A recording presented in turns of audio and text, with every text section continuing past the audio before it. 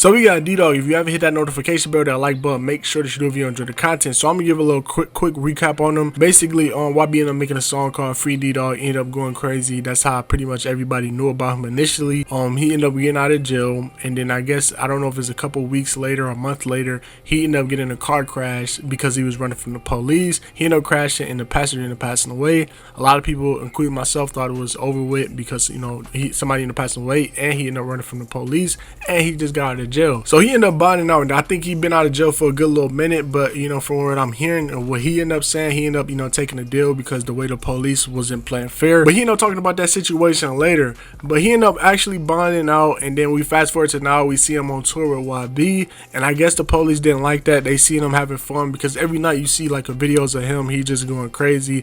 And I guess he ended up putting in his bond, basically saying like he wanted to be with his son before he actually go to trial and actually get his sentencing. I guess the police didn't like that he was having so much fun, so they ended up picking him up recently, and they ended up revoking his bond. D-Dawg's sentencing was delayed so he could take care of his kids. Prosecutor wrote the judge and said instead of D-Dawg taking care of his child, he's on tour with YoungBoy. His baby was at every concert. He coming this way?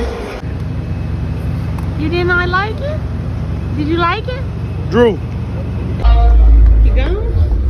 So that TikTok, I think, is from his actual account. I think his wife is, running it, and she's basically trying to help him out because she got parts of, what's actually going on, and that brings us to this situation. So after he ended up getting arrested, on his IG page, we see that he ended up talking about getting framed and from the police, and he's talking about the Brave team, and I guess that's kind of like a police gang in Baton Rouge that they basically have. And we always hear about police corrupt with Boosie. They always corrupt in Baton Rouge, so it's kind of a new thing where the Brave team is actually doing it. But they end up getting into a situation where they was arrested for doing extra stuff, and he also ended up posting that on his TikTok and revealing that as well. But he ended up talking about that and saying how he took the deal because he felt like he couldn't do anything because they was going he was facing life for this whole situation, and he felt like it was rigged, so he ended up taking the deal. Now going back to what D-Dawg said about the Brave team and basically the police involved is kind of corrupt. He ended up showing the video. We already seen the clip or a picture of a screenshot of